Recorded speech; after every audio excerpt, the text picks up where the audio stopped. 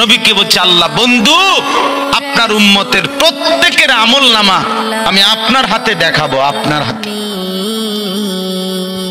আপনার সামনে পেশ করব, আপনি দেখে কথা বলবেন আমার কাছে। সুপারিশ আপনি কইরেন মানা নাই, কিন্তু আপনি দেখা করবেন। রাসূলুল্লাহ সাল্লাল্লাহু আলাইহি ওয়াসাল্লাম যদি হাসরের ময়দানে এরকম আমলনামা খুলে উল্টায় আর পৃষ্ঠার পর পৃষ্ঠা দেখে ফজর নাই, জোহর নাই, আসর নাই, মাগরিব নাই, ইশা নাই, শনিবার রবিবার, মদ জুয়া, অবৈধ উপার্জন, গান বাদ্য, নাটক, সিনেমা, জিনা, ব্যভিচার, বেহায়া, বেপর্দা সব উল্টায়। আল্লাহর নবী সাল্লাল্লাহু আলাইহি সাল্লাম তখন বলবে উম্মত কি এটা?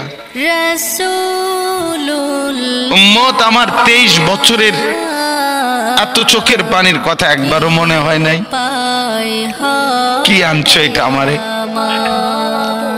উম্মত তুমি জানো না আমি যে তায়েফের পাথরের আঘাতে পুরা পিঠ চালনির মতো জাজরা বানায় ফেলছে আমার?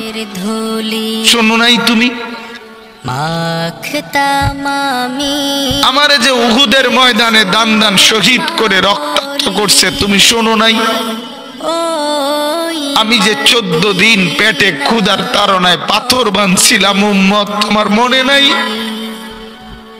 একবারও শুনো নাই আমার ক্ষুধার কষ্ট, আমার পিঠের ব্যথা, আমার দাঁতের ব্যথা, আমার কাঁধে 2টা কড়া ঢুকে গেছে উম্মত?